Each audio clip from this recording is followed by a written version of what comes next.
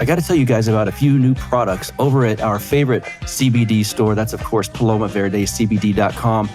The first thing I'm going to tell you about that's brand new over there is these THCV gummies. There's 10 milligrams of THCV per gummy and 10 gummies per jar. A lot of y'all are probably familiar with this THCV. Some people call it diet weed. It's very good for intermittent fasters. THCV helps suppress or dull your appetite, which, of course, a little bit unlike regular THC that, as you probably know, or at least you've heard, can give you the munchies.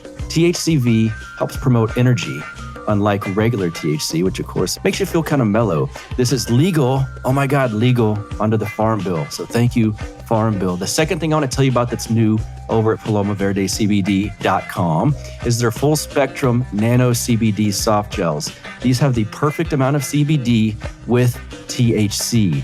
25 milligrams of CBD and 0.27 milligrams of THC per soft gel. Their everyday formula brings your body back to homeostasis and adds this nice extra layer of chill. I like that. I think you do too. A lot of us need that now and again, or maybe every day. Nanotechnology allows better absorption into your body, even better than their other products, which was already amazing. Again, this has a calming effect and it lasts about 6 to 8 hours. And of course, like the other stuff, it's legal under what? The Farm Bill. Thank you, Farm Bill. It's legal. I would not get you guys in trouble. Go over to PalomaVerdeCBD.com. They've got a lot of great products. I talk about them all the time. The massage oil. They've got the sleep bundle. They got nano CBD soft gels, CBD bath bombs, which are amazing. Gummies, tinctures, all of that stuff. Of course, for my French bulldogs, Lux and George, the pet tinctures and the pet gummies. All of these things are over at PalomaVerdeCBD.com. Oh yeah, did I tell you about the cool menthol sports cream? Of course I have before. It's the best sports cream in the world. I get reviews from customers on this all the time. That's the number one thing I like from this company. And they've got all of these great things. Over at PalomaVerdeCBD.com, you will get a promo code because Carlos and Vanessa, the owners, love this show and they want to help out the listeners of this show. Promo code BUCK at checkout gets you 20% off of your order over at PalomaVerdeCBD.com. Promo code BUCK at checkout gets you 20% off of your order. Go give them business and in turn, give me business. Now, let's get back to the show. You are now listening to the Counterflow Podcast, a place for dissonant voices and unapproved opinions. You get split in fucking half, but I call the hologram graph. But I am the center inside the placenta of math. You clash with cyanide gas and die fast. Rhythmical equivalent of solids, liquid and gas. We smash your sinus with the power of Lord Titus. But I am the virus inside of the iris of Cyrus. Here is your host and humble narrator, Buck Johnson. What's up, you guys? Welcome back to another episode of the Counterflow Podcast.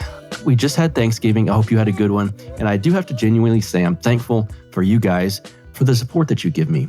Speaking of that, there's a very exclusive group. And the good news is you, dear listener, can become a part of this group. It's exclusive, but I'll let you in it.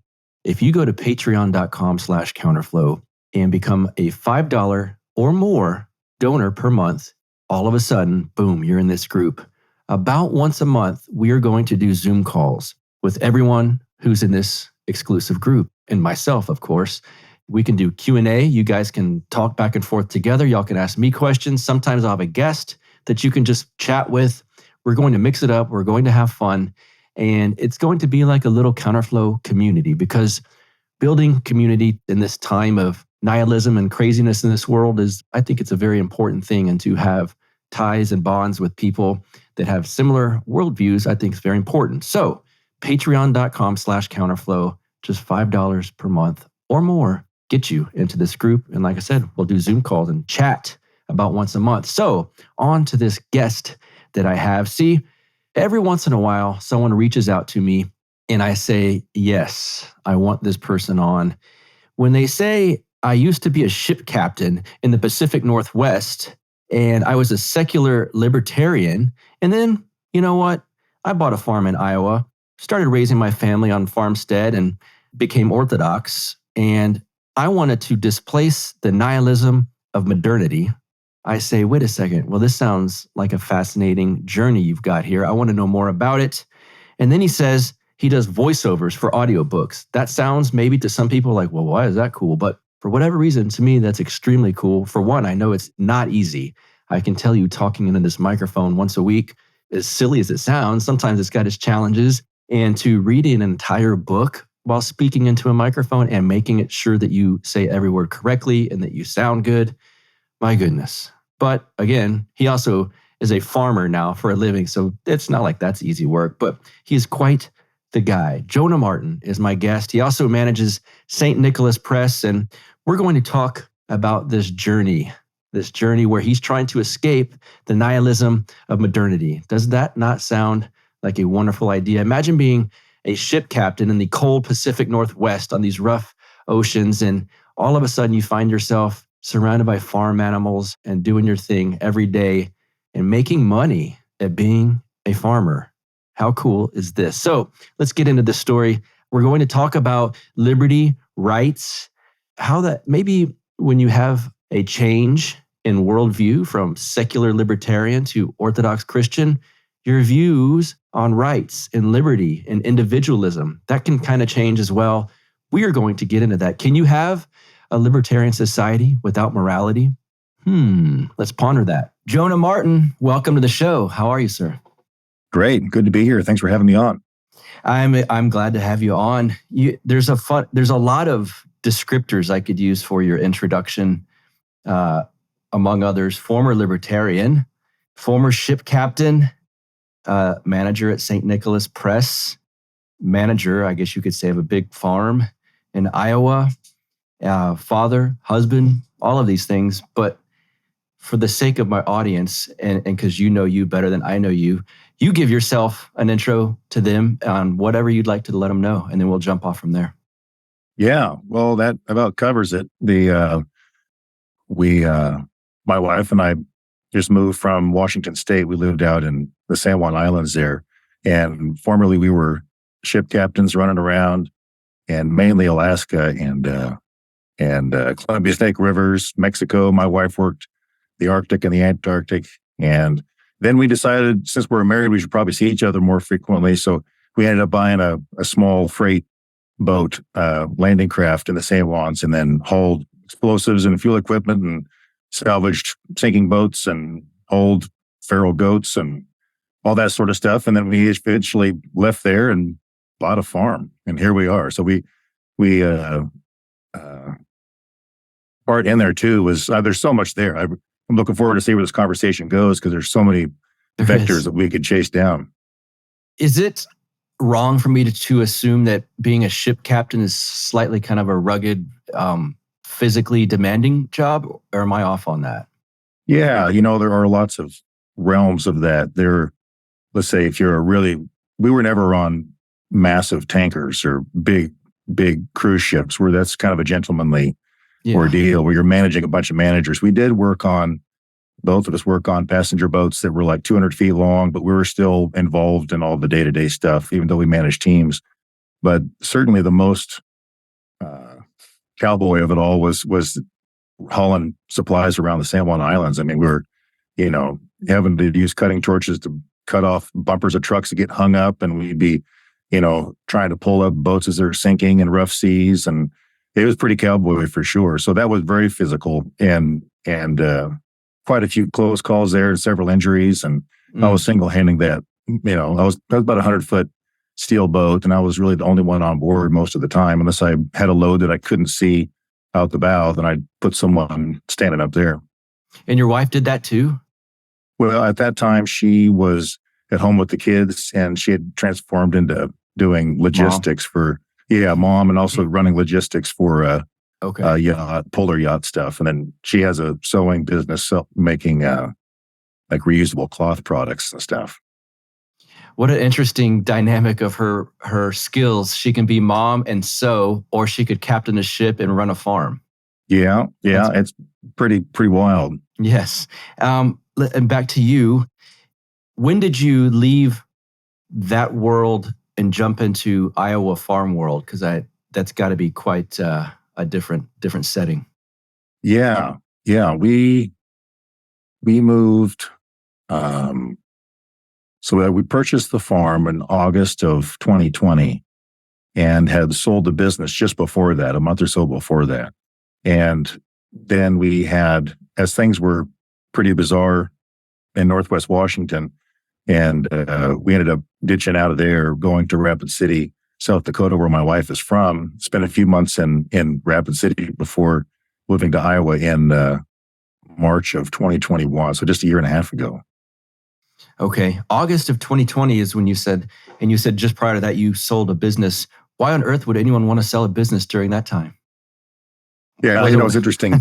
We had, there were several dynamics that made us start to question a long-term home in the San Juans.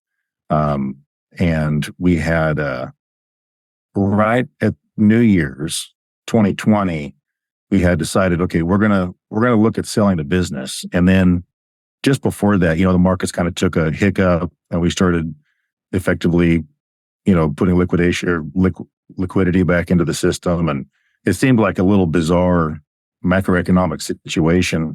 Mm-hmm. And then, voila, the pandemic hit. And during that time where we were living, it was illegal to operate your business. It was actually illegal for me to haul. I should say I was allowed to operate. That was because I worked on the water, but it was illegal for me to haul some guy in his excavator to some beach by himself. He couldn't run his business, even though it was by himself, on his own equipment. So it created a lot of difficulty there. But because of that, it was very easy to sell our business because we were blessed with, by our overlords to be an acceptable operating business during that time. And no one knew how long it was going to last. So, yeah, there's a lot happening there. Yeah. Were you, in the intro and when you and I spoke prior, you said former libertarian. At that moment, when was that kind of period in your life, the libertarian part? 20s and 30s. Okay. Yeah, most of my 30s, I'd say. What got you into that? Because even, in your world and my world and our former worlds, I guess you could say that was ubiquitous. But even I think to your average person, that's kind of a niche political philosophy, to say the least. What got you into libertarianism? Well, I guess just the more I dug into socio-political arrangements, the less it seemed like. On one hand, I was really drawn to kind of classical conservative or classical liberal, I guess you'd say, understandings, but I saw that wasn't our world, and we didn't have a cohesive moral consensus under which a constitutional framework could flow in the current situation. And so so I really tried to get down to brass tacks about what are rights and liberties, and it was definitely through a very modern Western Enlightenment perspective, definitely inspired by the Federalist and Anti-Federalist papers, and that led me down the libertarian worldview. Really seemed like the best show in town, and understanding, of course, when Ron Paul hit the scene, with his big campaigns, that made a lot of us turn our heads. So I would say I got pretty involved. I would say involved like you're involved, but definitely researching that and studying and considering myself in the libertarian camp, though understanding also that it was a very broad description, and I can not claim that I really have ever understood every facet of that label. So it always comes with a caveat when you describe yourself that way. Yeah. That's one of the reasons I quit describing myself that way, is because I referenced it being kind of a niche political philosophy, and it is overall, but I would talk to people and they, well, what are you politically? And I would say libertarian. And I had such a wide ranging response as to what that is. One of my closest friends for many years kept saying, "You're a liberal anarchist." And I thought he was joking with me. And finally, after 6 months or a year or something, I said, "Why do you keep saying I'm a liberal anarchist?" And he goes, "Because that's what libertarian is. You're liberal, you're a lefty, but you're an anarchist because you don't like." And I was like, I thought you were joking this whole time. That's not what a libertarian is. And then you get people that would say immediately, so are you just for doing whatever you want? And what if your neighbor put a cannon in his front yard or started a garbage, trash disposal plant and all of these things. That's okay with you. And so people would always assume you must think no rules would be the best way to live. And it's like, no. In some libertarian communities, there'd be much stricter rules than there are now. So it became so hard to explain to people. And then they'd say, oh, so like Cato Institute. No, not like, yes, they're libertarian, but no, that's not what I am. So finally I was like, I'm not saying that word anymore. There's too many. Yeah. It's almost like saying, it'd be like saying at this point, I'm a Republican. And it's like, oh, like George Bush? No, like Donald Trump, so that's confusing too. It is. Yeah. As our political system gets increasingly authoritarian, there's on both sides, we're less and less more and more of us are less and less comfortable signing on to one of those D or R. And then it's almost like the atomization you see in the, LGBTQ world is happening everywhere. And so the more that we try to promote minority perspectives, it's like the less meat there is for any one of us to sign on to. So we're kind of in the desert, we're a lot of us, on one hand, we can say, no, I'm a classical liberal and I stand for, basic common law principle, whatever it is. But it does seem that more and more of us are less comfortable just signing on with a particular label that has bizarre contrast and meaning throughout the years. Yeah, that's no doubt about it. That's exactly how I feel. Let me ask you this, how did you view rights and liberty in those days? Yeah, well, I think I, at that time, definitely saw them as part of a rich, centuries-old legacy that was well-defined and well understood. And all during my libertarian years, I really sympathized with the arguments in the anti-federalist papers about that it was a bad idea to have a Bill of Rights. And I thought that was really interesting and very compelling. Me too. Because if we isolate and try to define just a few, well, pretty soon that's all you got. And so, but then as time has gone on, I've definitely altered my perspective of what liberty is. And a right without a responsibility is just hedonism. And I think that's probably what a lot of people would miscategorize us as libertarians, as seeing that it's all just a free-for-all and not understanding the nuance of, okay, well, there can't be compulsion, we can't be hurting other people. And of course, we can't agree on those things anymore we can't agree if a teaching curricula hurts somebody. We can't agree if an unborn baby is a person or so. Without a moral consensus, that's really where I started to kind of jump off the libertarian train. I think is that without a moral consensus, it just can't work. A political framework of laws just isn't enough to cohere a society. Yeah, one legal principle, you can't hurt people or take their things. It depends what perspective you have on what that means. Yeah. Oh, yeah. I've heard so many people say, well, a right is healthcare, because if I don't have healthcare, you're hurting me, And to you and I, that sounds absurd, but you could easily find a giant percentage of the population that would go, no, that is true. So then what do you do? Yeah. Well, and the warping of the general welfare clause, yes, is to say that it's a general concern that we have taxpayer dollars go to a hurricane relief, effort. That's just, you can't find that. Of course, Grover Cleveland was famous for denying federal dollars to go to disaster relief because it wasn't in the general welfare of the population. Of course, there's arguments all different directions, but I don't know. At a certain point, it's kind of nice to step a little bit elevated above that rather than that quagmire. And maybe we'll get into that. Oh, we will. So I hate starting sentences with so. It reminds me of that Jordan Peterson interview with that Kathy chick. So what you're saying, I have come to see that sometimes, or maybe all of the time, a social structures possibly more important than a political structure. And I think you were kind of alluding to that the spirit of that is, would you agree with that? I would, but with the caveat that a social system can't be created to be upstream of a political structure. So I definitely believe in the adage that politics flows downstream from culture, and that having what am I? I'm not a political scientist, so I'm not trained in stuff, but I just speculate on these things. But if actually I was just looking at the Human Rights Code from 1948, and that's where we really have a lot of our understanding of what a human right is currently. And in that document, it even says that the parameters of what determines a human right is a coherent moral consensus.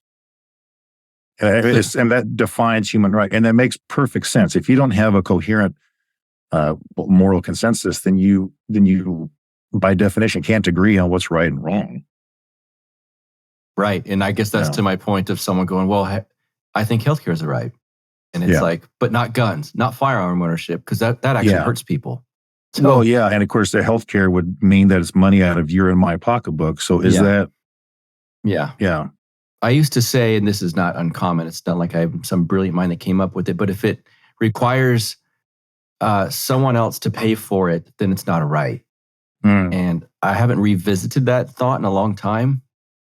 On its face, it still seems correct, but I haven't, it's funny because I don't think in these terms as much anymore. Yeah. Were you religious during this moment, during this time? Libertarian time?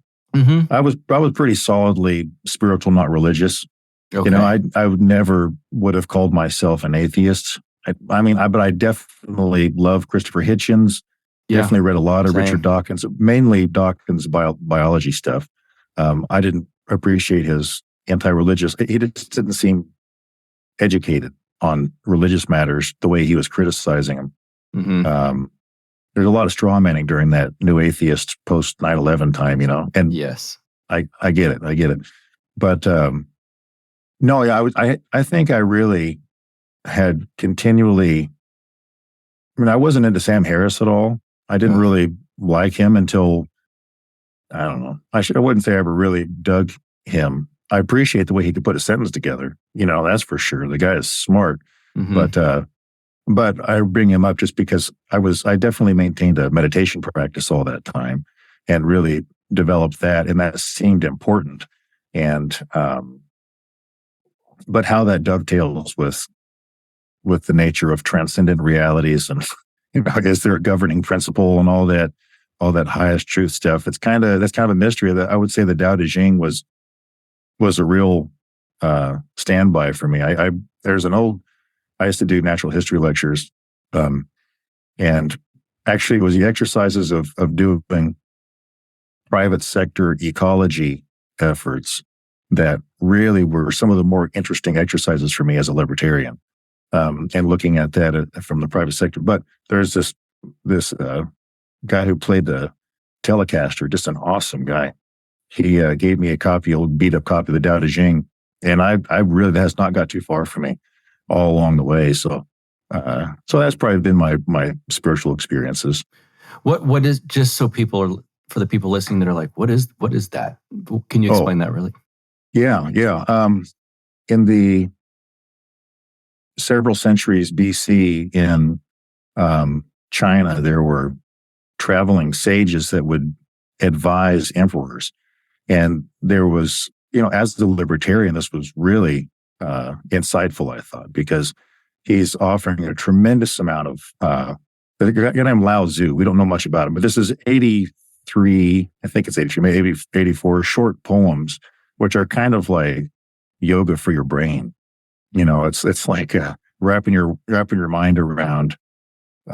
You really have to inhabit them, and it was a way of thinking that became really beneficial.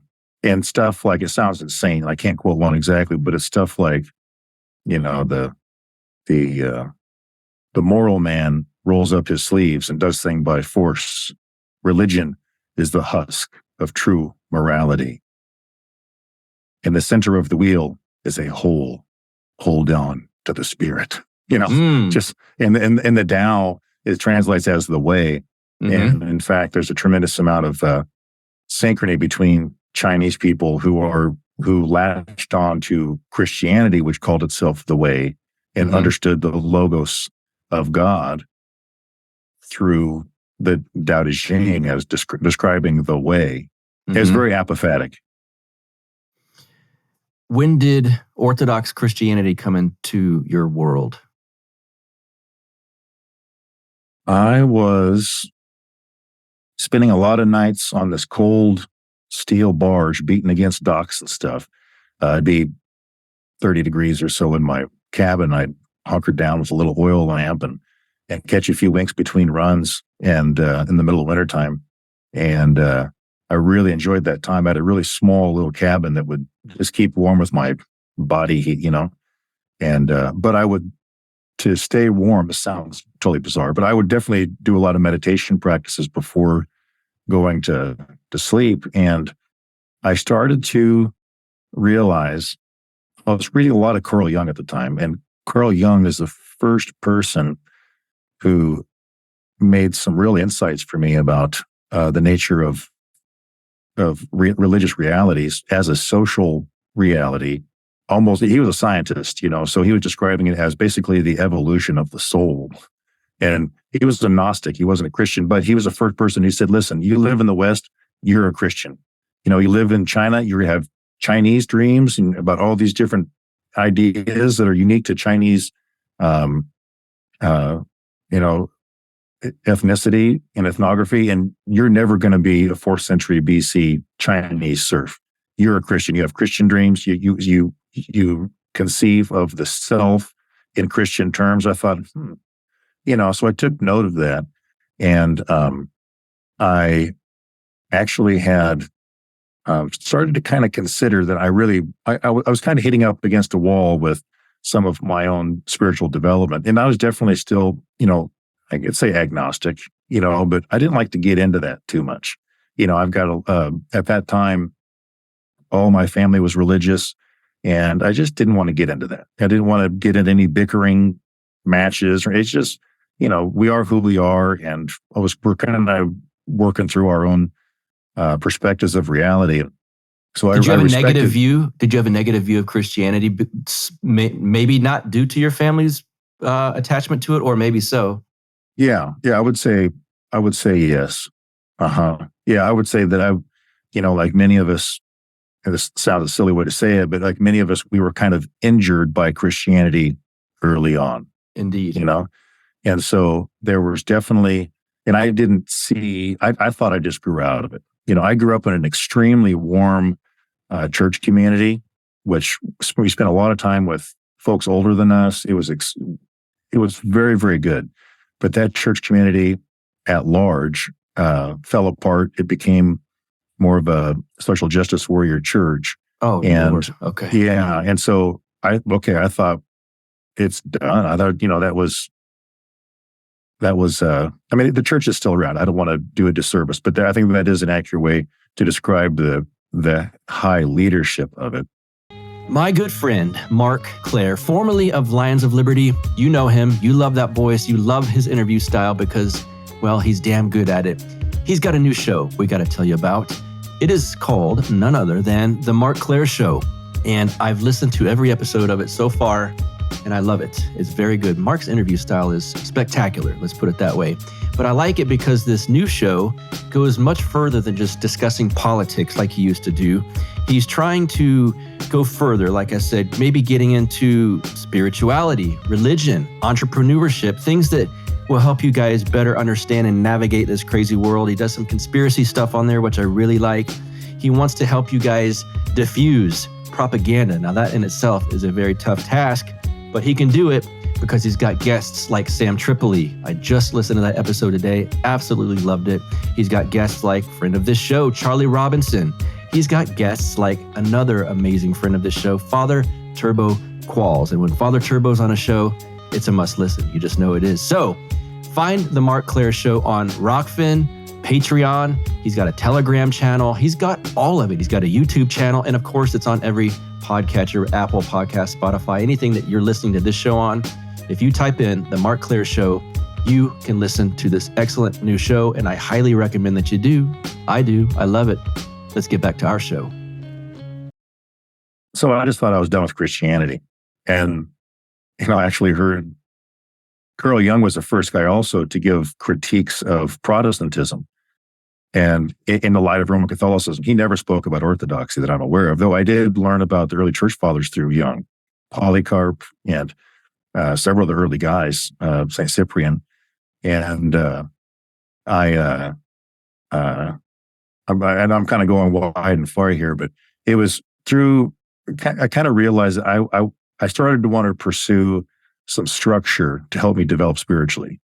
And I was starting to kind of realize that I couldn't shoehorn myself into some other ethnicity's culture. And I had, at the same time, had this, I was really thinking through, this sounds nuts, but I was thinking through the kind of an ontological framework.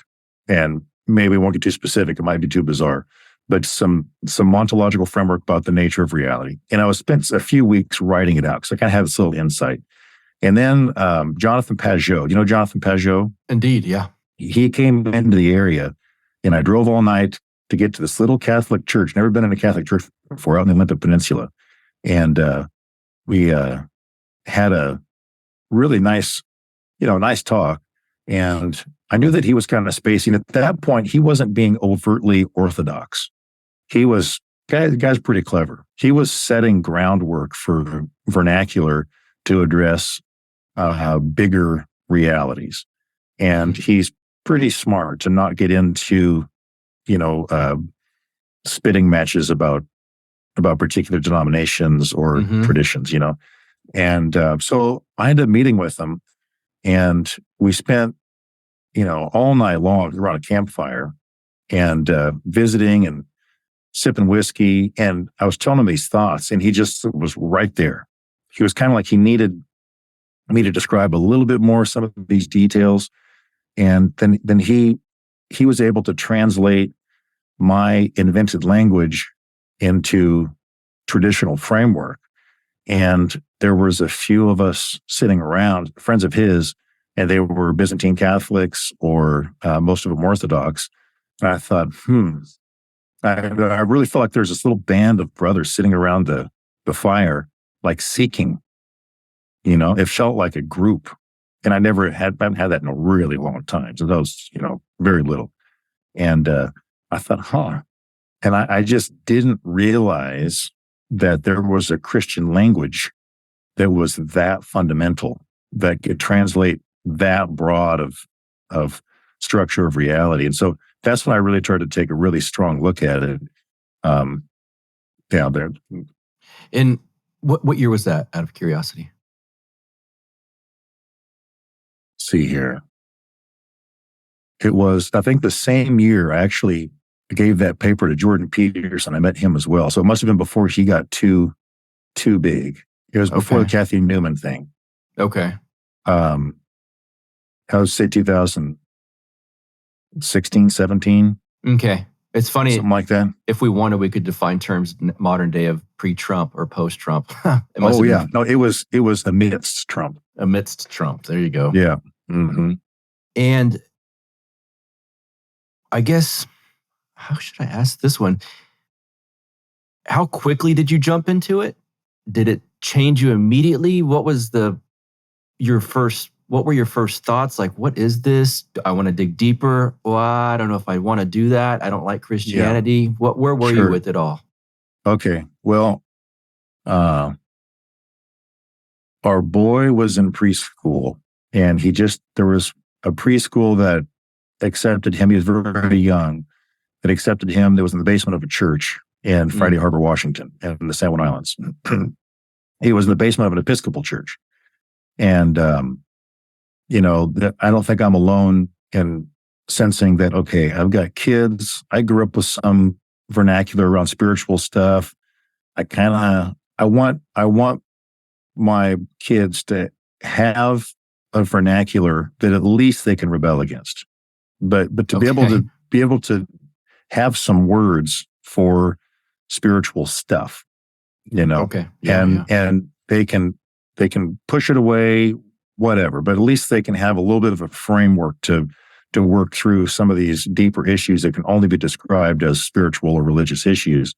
And certainly some cultural, literacy, some little bit of Bible stories and stuff. And so, I thought, I'm gonna go upstairs to that church and check it out. And so it was an Episcopal church, didn't know anything about it. I was pretty interested. I was actually fascinated that it was about the history of it as a uniquely American brand of Anglicanism, that after the Revolution, it's like, well, hey, we can't be Anglican anymore, and so they became their own deal. And but that was the first time I'd ever been in a liturgical service. And at that same time, I had read there's a short book or a long paper by Carl Jung called Psychological Analysis of the Mass. And it was awesome. I was already pretty familiar with Jungian language at that point, but he went through basically step by step the entire Mass service. And I'd never been to a Catholic service, any of this stuff, but I saw the absolute truth in it as far as what the Logos was, how Christ fits in with that. And I was starting to really take that seriously. And there was no sort of dogmatic, propositional assertions about who was the Son of God. It was all very archetypal abstraction about very phenomenological and how to relate to the notion of the manifestation of God as word and word in the cosmos and how that created. I mean, all this stuff. But that really drew me in. So I actually went to some services there, and my boy and I would go, and he'd sit in my lap, and it was very bonding, very bonding. We got very close during that time, and it was a wonderful little community. And then, so that I'm getting around to answer your question. Yeah. So that was liturgical, right? Okay, what's this liturgical thing all about? So there's a calendar. Interesting. So it turns out you're living this narrative throughout the year. Interesting. Okay. How do other places do this? What are liturgical groups? So I kind of got my arms around, the Anglican and Episcopal churches have a book of common prayer. And inside that book, it's concise. It's like this thick. It's got everything in all the services, all the prayers, the entire Psalter, the lectionary, all this stuff like that. Well, how interesting. This is very systematic of me, to be like, how beautiful that it's all right here, So everything would happen throughout the year, all the services. You can see, right, there's all these confessional statements from the history of the church. And that was interesting. So then I kind of got my arms around the Roman Catholic liturgy through the Book of Hours, and really kind of I shouldn't say I got my arms around the liturgy. I got my arms around the texts that contained all liturgical information that would be used throughout the year. And then I thought, okay, what's with the Orthodox stuff? So then that's like a library, and it's like not simple, right? But I ended up getting a copy. By this time, I was pretty interested in the Eastern perspective, just the little things I'd heard. And I got a copy of the Pentecosterion that was translated by the monks at Holy Transfiguration Monastery in Boston. And the Pentecosterion is a collection of hymns that would be used during certain services between Easter and Pentecost. And that's really all it is. But it's just one book. And I got a copy for some reason. And the monk, Father Michael, really took me under his wing and was very patient. And I had no idea they're on a different Easter calendar. I was bugging him during his Holy Week. He wasn't eating or sleeping, any of this stuff. And he took the time to kind of explain a few things, but he wasn't, as a lot of, you have to work for it, you gotta put in a little bit of investment on your own to understand this stuff. Well, it was through and I had kept up with the practice of reading these hymns, and that's when it completely connected the Christian imagery to this type of contemplation I was talking about with the Tao Te Ching, where it's like this like radical yoga for your brain / soul / spirit. And you'd call that noetic prayer. And so it was through the Pentecostarian that noetic prayer smacked me in the face, and it became transformative. In the Orthodox world, we say it was salvific. It was true. And that's all I really need to say about it. It was one of those things that was very profound to keep up with that. Then I eventually got more and more into it. We didn't have any Orthodox around us at all in Friday Harbor. So, it was Wikipedia and, online stuff. But then eventually, whenever we went to Rapid City, before we moved here, I was able to meet with a priest there, Father Joseph Longafono. There was a mission that had a priest once a month up there. And I just went all in, and he brought me under his wing, and it was a pretty awesome experience. And then to where you're at now, I believe you live near a monastery. And how was that transition? Yeah. Well, basically before I was able to get baptized, Father Joseph and I would go to the tavern and catch up. We spent a lot of time together because I was only there for a few months. And he's like, hey, we can do this, but we need to hang out a lot, And so we did, got to know each other pretty well. And he said, okay, you can't get baptized and then without knowing where you're going to worship. You're in a weird situation here. You're here temporarily. You're going to go to a place in the middle of nowhere. But so I said, let's pray about it. I'll talk with the bishop, because we can't just baptize you like a hit and run. Like this is a commitment you need to make.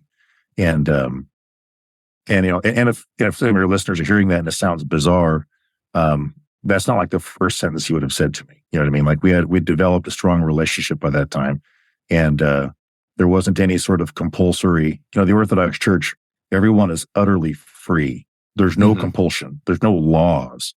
However, there are practices that are understood to be within the church, and there are doctrinal boundaries to that. Anyhow, so I was like, okay, well, this is what it would mean to be in the church. And so he said, I used to work with a guy who's actually now the hieromonk at a monastery not far from you. You need to go there. I've contacted him. If we can't get you baptized here, he will baptize you. He's already got one of the other monks that will sponsor you. You need to go there. I said, okay, yes, sir. And I was able to get baptized there in Rapid City, and then came down, and that's where we go now. It's Holy Archangel Michael and All Angels Skeet.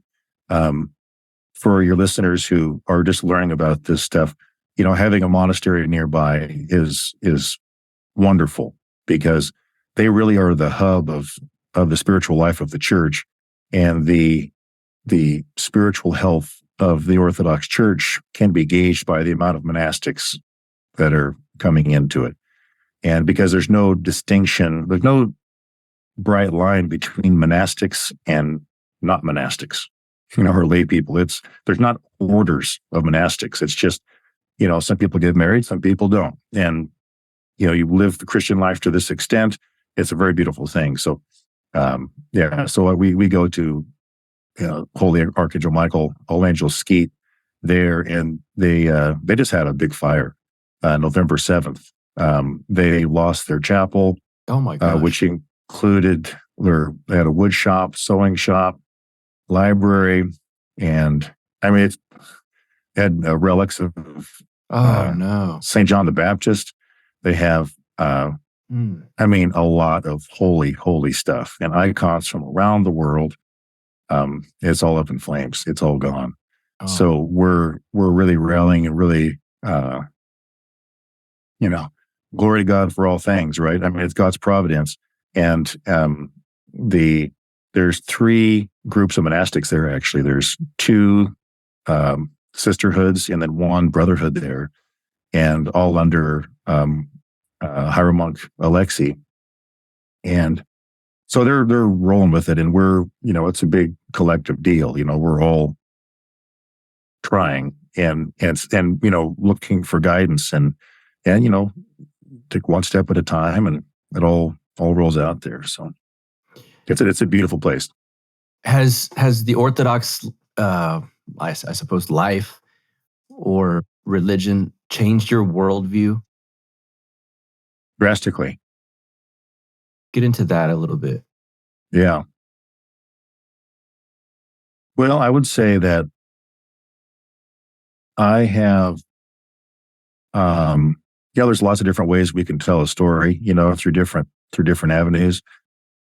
One would be that my whole life I've always had very diverse and intense interests, and not just passing hobbies, but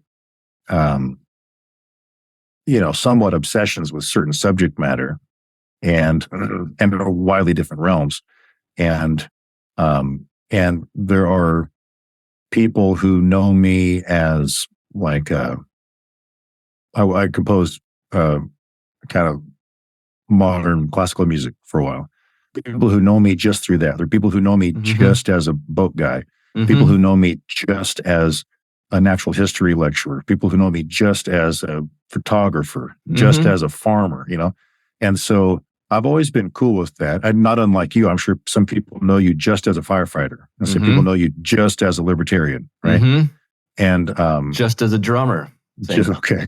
Yeah. Same kind of thing. Yeah. And so this, I've tried to get my arms around over the years this issue that I have. And this is, I guess it's kind of a personal question, like as far as transforming worldview. So I'll get into a little bit of it, but I kind of always had this dilemma with being invested in a lot of different subject matter. If I got super invested into a lot of different subject matter, I would pull apart, right? Like I would fracture. And I actually did this personality test.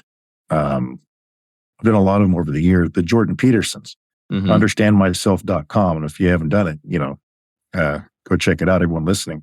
And the combination of stuff that I had, it said, okay, the combination of traits that you have, according to this, you have problems developing a cohesive sense of identity. And I said, bingo, like that's my project.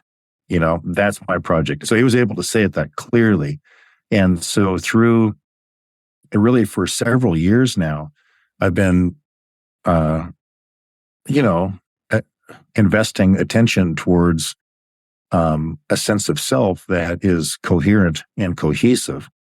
And it really is only the worldview that I've received through the Orthodox Church and the patristics and the church community that has been able to provide me a sense of cohesive identity.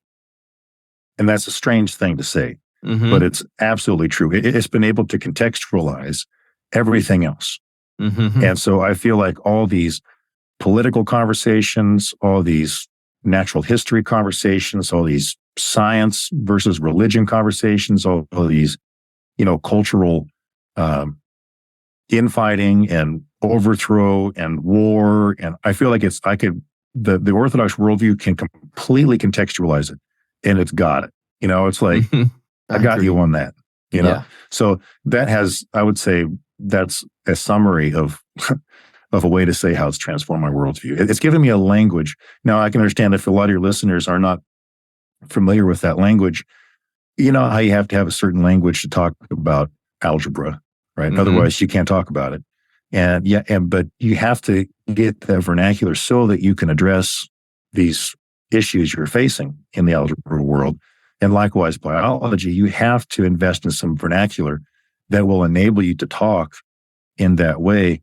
Well, if you're going to talk about everything, you're going to use some words that sound a little bizarre at times to some people not familiar with that language, right? Mm-hmm. And so the Orthodox language for me, I'm cool with new things. I'm cool looking at new ideas, and so it's exhilarating and engaging for me to wrap my brain around some of these things. I talk with my wife, and it's like some of these ideas are, they get pretty worked up about how interesting they are. And, but I was just telling her the other night, like some of these issues, like, okay, I can't tell you exactly, like no one person can explain all the doctrines of the church. Like no one person can. And it's never been the case. And, but I've seen enough to where I'm going with it. Mm-hmm. I'll roll with it. And then it will just, and that's revelation and understanding truth as a revelation rather than truth as a logical series of propositional arguments and statements. It's beautiful and it's true, and no one else can understand it. I can't convince someone that that's true. I can't, and that's fine. Like I'm never going to convince anybody of these things, and that's fine. That's not how it works. That's not how reality lays itself out. There are certain things that can be propositionally defended, Mm-hmm. and that's interesting, but not the highest level stuff. It seems though in the West, we've come to think that is how it's supposed to be. Do you see that? Maybe from the Enlightenment? Yeah. I'm not a historian, but I know before, I don't know. It's like, I imagine there's different perspectives on this. Some of what we call the Enlightenment, we could say started in the 11th, 12th century. Right. Right. But there's definitely, scholasticism. Yeah. And Duns Scotus and Anselm of Canterbury and those guys in the 11th century, they really were uniquely Western. And this was after the mutual excommunication of the Eastern and Western churches. There's a uniquely Western phenomenon which took the West down a world of propositional statements as an appropriate way to discuss truth. Mm-hmm. And of course, as you know, it's never been that way traditionally in the church. And so that was a revolution that just never happened in the East. And so, I really appreciate some aspects of Ken Wilber. You know Ken Wilber? Mm-mm. He's a philosopher. Okay. But one of the logical fallacies he describes is a pre-trans fallacy.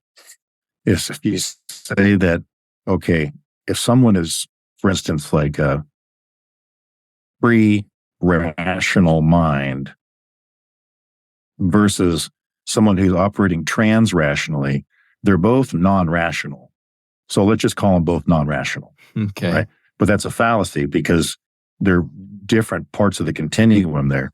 And so I would say that the East is definitely trans-rational. It's able to contextualize the rational impulse, and it's able to describe and articulate from the early centuries where rationality is appropriate and how it should be used as a means of interpreting, not a means of discovering truth. You're right. Whereas in the West, rationality became an actual means of truth discovery. Right. And that's where the East and the West part ways, for sure. Yeah. So, but then there's also stuff like, okay, we really buy into, the scientific method of inquiry is amazing, right? Yeah. It's applicable to material phenomenon that are testable and repeatable by multiple people across space and time. So it's applicable to those kinds of phenomenon, and it's wonderful at it.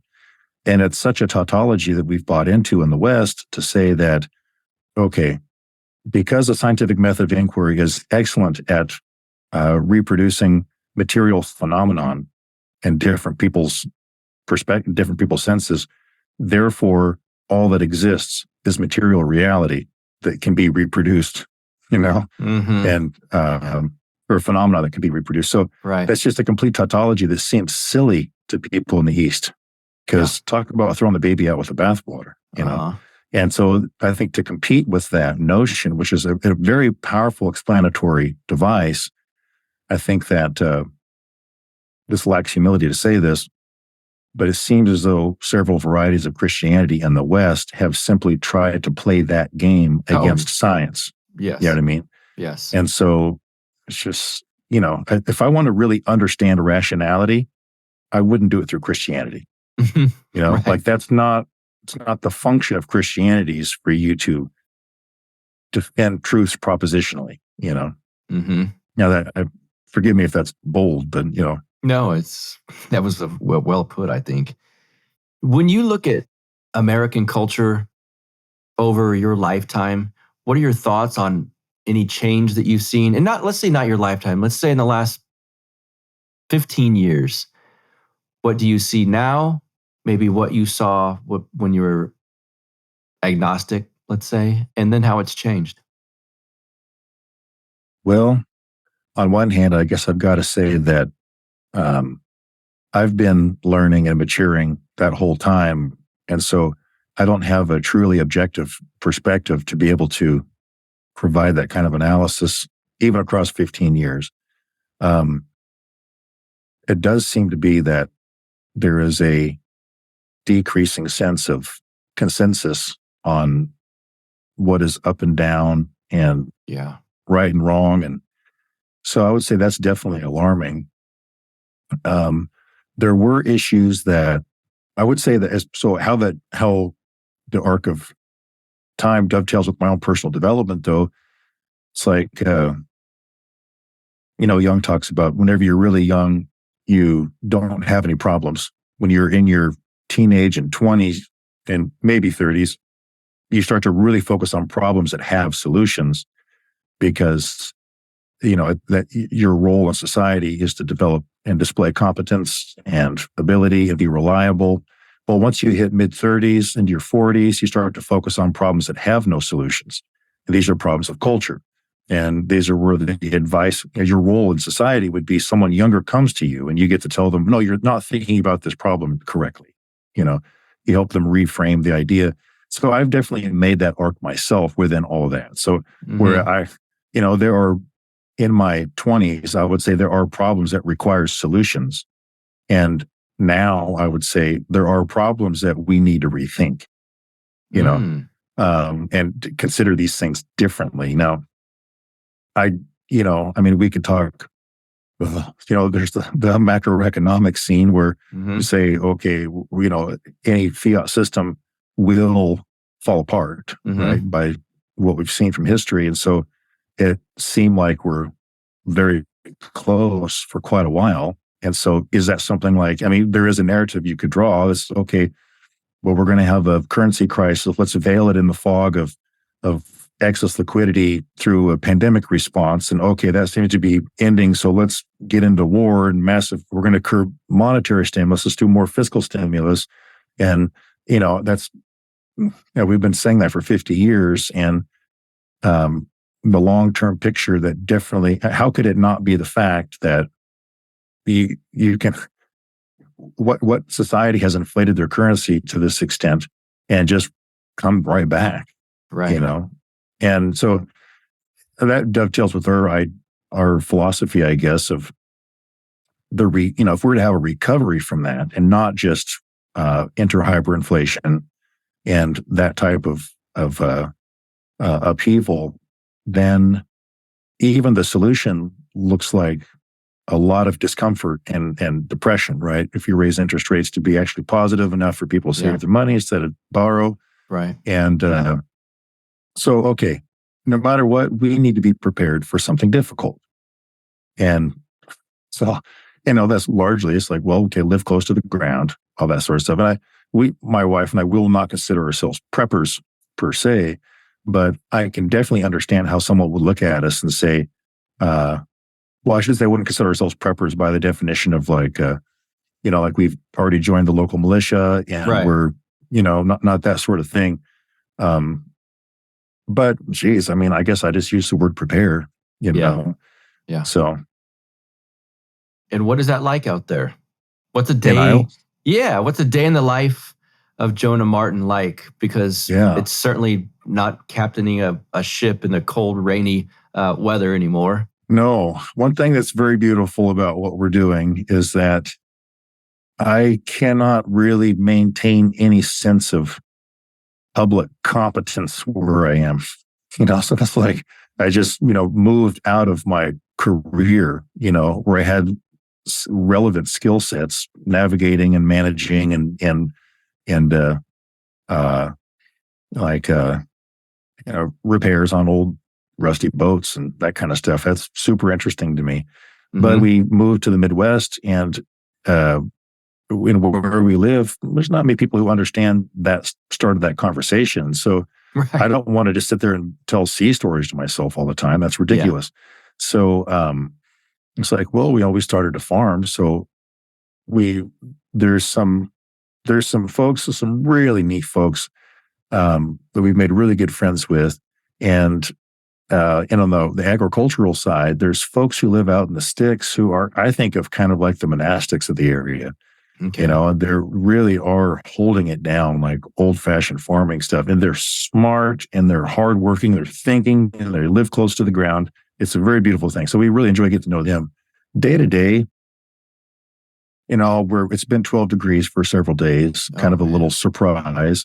And we had basically a slight drought all summer. And so we didn't have enough feed on our farm we got about 80 goats right now, and about 15 pigs or so. They're all on pasture, and a bunch of ducks and guineas and rabbits and stuff. And so, been kind of recovering from that deep freeze. So tomorrow I'm going to go get a trencher. We're going to trench in a whole bunch of frost-free water hydrants and try to make winter chores a little bit easier. Try to make, kidding a little bit, less crazy, the kidding season this winter. But yeah, we're hustling. I mean, we're still building the farm. And so day to day, it's intense. And it has really brought my wife and I closer together, because the alternative is to completely go off the rails, because we're super intense right now. We're super intense. We're just constantly putting out fires and trying to build, trying to figure out what on earth we're doing, So my wife's been doing more hours with yacht logistics stuff, which is a blessing that she can do that. And then her sewing shop is going well. And I've been, building the farm, and been very blessed to work with St. Nicholas Press and the Road to Emmaus Foundation. Mm-hmm. And I can really say that the church community is just a beautiful thing. In our community around here, we live in a town about 1,500 people. We live just on the edge of town. And it's just one of the reasons why we targeted a small town, so we can have more, social currency. And our neighbors are spectacular. And, the way you develop strong bonds with your neighbors is mutual obligation and mutual need, So my goal is to be able to help people with the way they help me right now. So I've got a hole to dig myself out of from just fantastic generosity from so many people. And so I'm not sure if that gives you a concept of our day to day, but it's not nutty. Easy. Yeah. It's cold. It sounds like that too. You and I spoke the other day, and you mentioned to me, you said something along the lines of untethering yourself to the norms of modern culture can be dangerous. Can you talk about that? Sheesh. Well, okay. That's a pretty profound statement, and it's kind of stuck with me. Okay. Well, I would say that, to the extent that culture has a function for individuals, it is to provide boundaries and examples and the context for your maturity and education. And, I guess to put it shortly, is to civilize you, So we all should question and push back and stuff where necessary. But in general, if a culture is functioning well, it should civilize you, and you don't feel, like you're lost your anchor overboard. And so during COVID, I remember we we had moved off of our boat. We were running the work boat, but we're staying in a house, and we could see the water from where we were. And this was, I think, just after George Floyd. The markets were nuts. We were near where at that time patient zero was thought to have been. Right. And, it was bizarre. We're living in this small community of transplants. Most people who live there just moved there. There are some people who grew up there, but so there wasn't a whole lot of social cohesion there, outside of enjoying living in the San Juans. And I remember stepping outside, and there's a clear night, and must have been, I don't know, when did George Floyd die?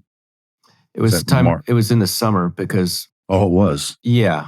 My friend Pete Quinones affectionately refers to it as the summer of George, which is a Seinfeld reference. So, yes. All right. Well, then forgive me. This was before that. This was like, okay. It might have been March or April. Okay. And so, but things were a little bizarre, and the narratives were congealing in the strangest way. And my wife and I were not buying it.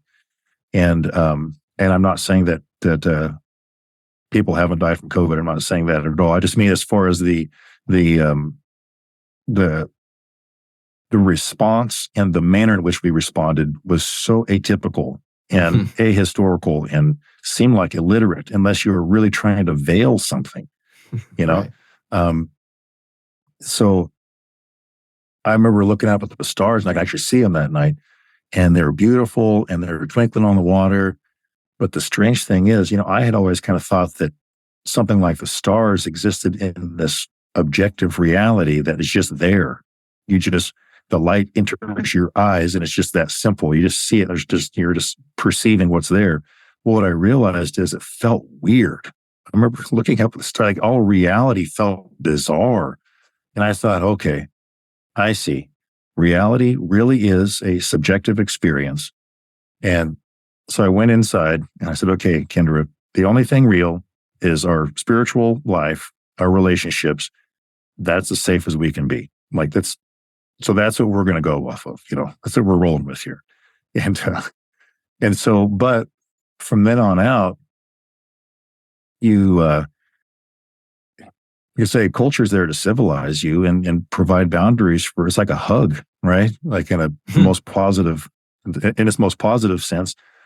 But so then if you want tether from that and you start to question, you better be careful about how much you question, you better be careful how neurotic you are. You better be careful about how paranoid you happen to be temperamentally, and if you happen to be very neurotic or paranoid, which is a normal characteristic, be careful, because you're going to start seeing ghosts, and of course, a lot of people, that's what was going on, right? And of course, a lot of people thought that's what we were seeing, Right. It's just, it was up for grabs. It was like what was happening was just up for grabs.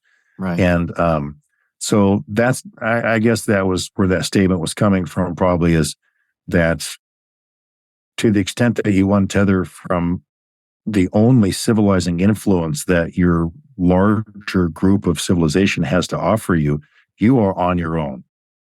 You can join some other fringe group, but Eric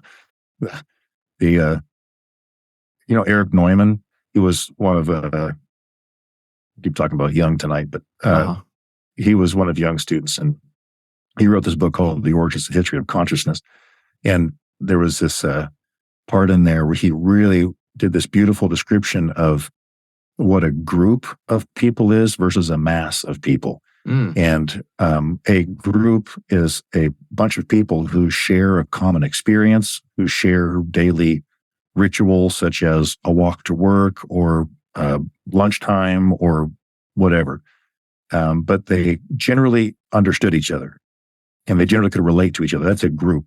Well, then he defined mass as a whole bunch of individuals wandering around who don't relate to each other and don't have anything in common. Yes. So, and especially in a self-governing society, if a group, elections from a group can actually manifest some sort of like consensus, right? Yes. But if a mass, all it generates is like static noise coming through your radio, then a public election in the situation of a mass will just merely, manifest your neuroses and psychoses of that unconscious mass of people. So that's what it felt like was happening. There's just just all these emanations and manifestations of psychoses because there was no one driving the boat, and so if you jump ship from your culture, through orthodoxy, I feel like I can contextualize these things, but and so I don't want to sound cynical or anti-Western. I don't want to sound like that at all. I think that's just not right. We need to appreciate where we've come from, appreciate what we have. But we're in a bad way. We really, back on that question of liberties and rights, it's like if liberty, liberties and rights, they're both enlightened social constructs, the way we think of it. Now, unless liberty means free will, in which case it's a function of human nature, and dare I say God-given, or whatever, part of human nature is to have free will.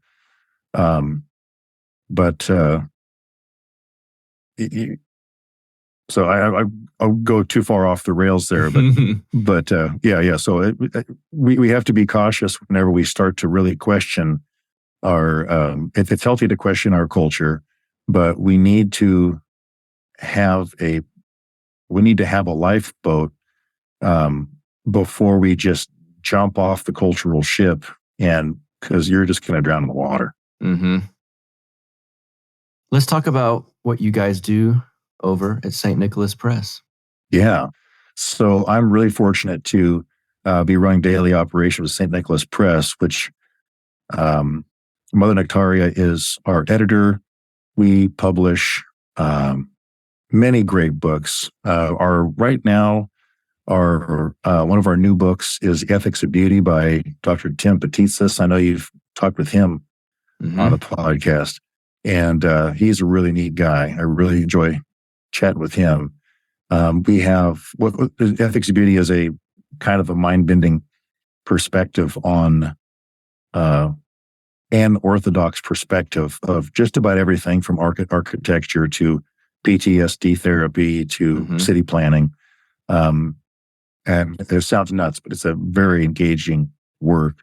We've got an awesome book called Hilliand, which is about, in the early centuries, the Christians coming into Northern Europe and how they worked with how the Christian idea took hold in Northern Europe. It's really amazing. The Mother Nectaria wrote a book called Faith Unseen, which is all about the manner in which Christians were living underground during Turkish occupation, and for centuries. And it's like, are these people apostates for looking Muslim, or were they confessors of their faith because they were still worshiping Christian rituals underground? Amazing stuff. So basically, if you order a book from St. Nicholas Press, I hope you do, go to stnicholaspress.net, and I will ship it to you from my house. I've got all of our books here, and handle all the day-to-day communications and shipping and receiving and a few other things. And the Road to Emmaus journal that you guys put out, talk about that too. Yeah, I would say if someone's interested in getting some insight into Orthodox living, that's not a Wikipedia article about how we have married priests and no monastic classes. The Road to Emmaus journal was actually there's a lineage here, and Mother Nectaria would correct me, but it's true to say that there's a lineage from Father Seraphim Rose and Father Herman, several publications that has been an inspiration for so many different periodicals and quarterlies. And whenever the Soviet Union collapsed, Mother Nectaria and some folks went to Moscow to start Orthodox publishing up again. And they realized that there were so many people in the West, as Westerners started to understand Orthodoxy a little bit, started to convert, they were really longing for a perspective from the old country, and pilgrimages have been forever an important part of spiritual life. And to always go to a neighboring area or even further to, go to the Holy Land or go to these monasteries and churches and faraway places.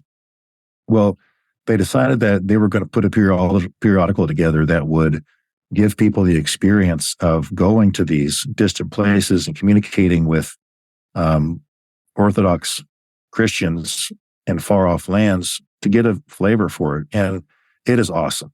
If you want to get a 1,000-year history of the relationship between church and state in Russia, yeah, this is where you find it.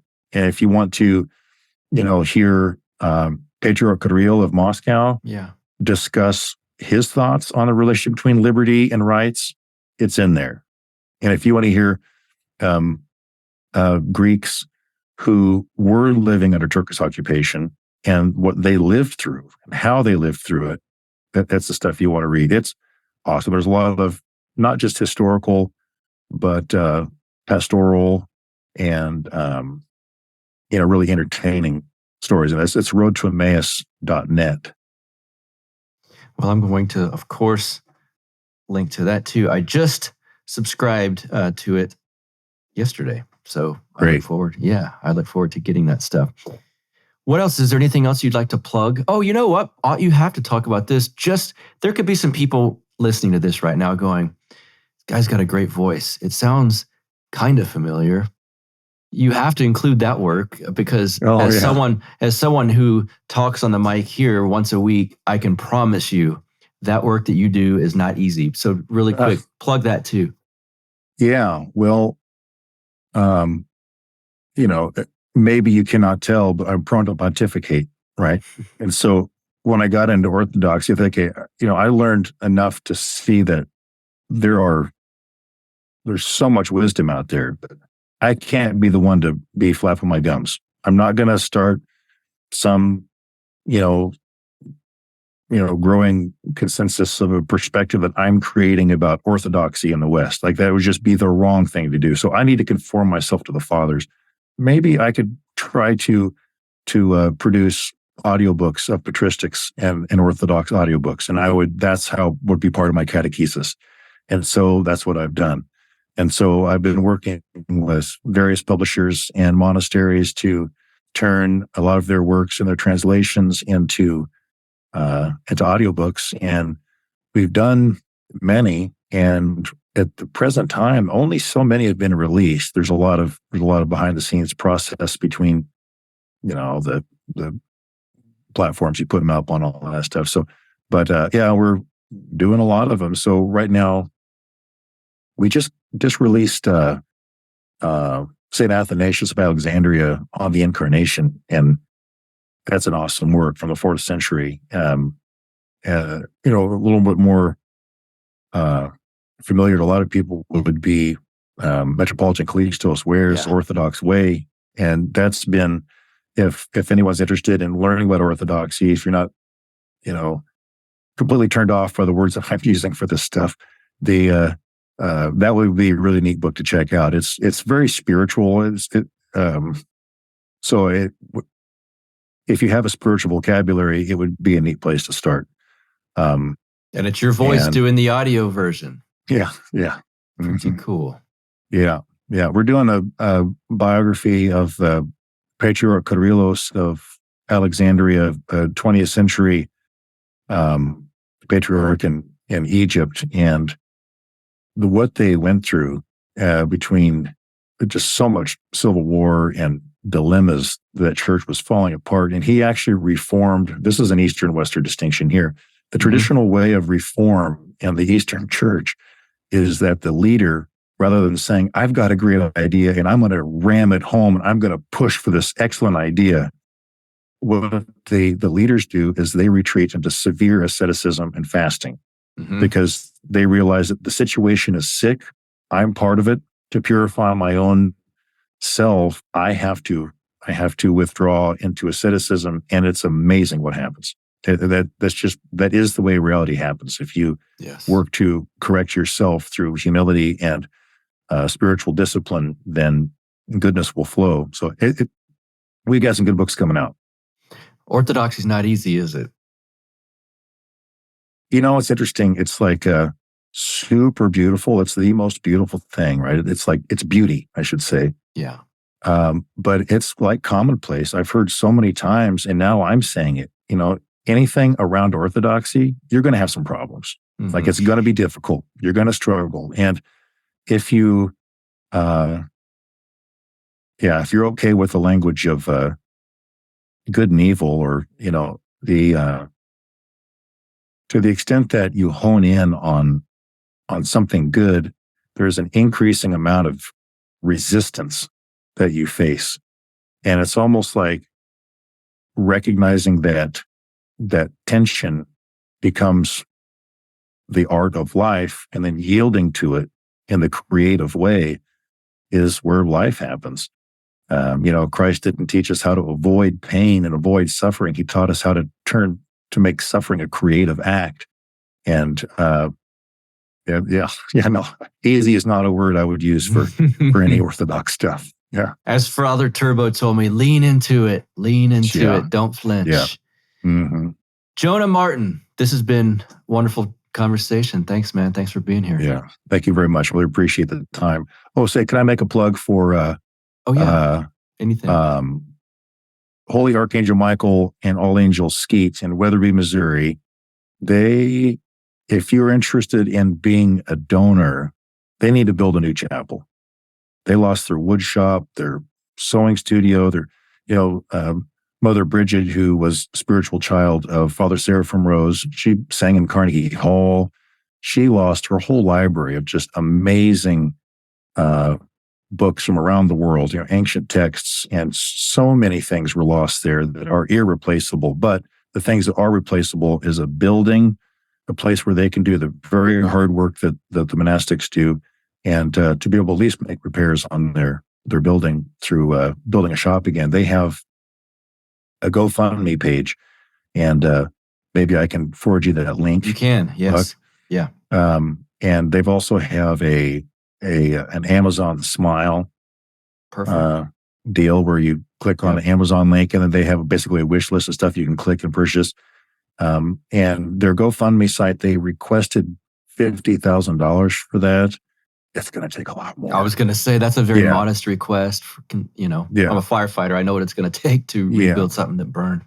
It's going to take a lot more. So I want to throw that out to all your listeners who would like to be able to help somehow. Yeah, perfect. Send me those links, and then I'll put them on this episode. We'll do it. Yes, sir. Jonah Martin, now I can officially say thanks, man. Thanks for being here. Yeah. Thank you, Buck. I sure appreciate it. Yes, sir. Thank you guys so much for being here for yet another week. Like I said up top, if you want to be a member of this exclusive club that I will let you into, patreon.com/counterflow, $5 or more per month gets you into this club. As for the website, you kind of know it at this point, counterflowpodcast.com. Subscribe to the YouTube channel. You know where to find that too. Just search Counterflow with Buck Johnson. You can watch all of these videos except for the ones that, are not there anymore. You know how that goes. Until next week, guys, y'all have a good one. See ya. You get split in fucking half. The icon, the hologram graph. But I am the center inside the placenta of math. You clash with cyanide gas and die fast. Rhythmical equivalent of solids, liquid and gas. We smash your sinus with the power of Lord Titus. But I am the virus inside of the iris of Cyrus. Like the sound of the Counterflow podcast? Our audio production is provided by Podsworth Media. Check them out at podsworth.com.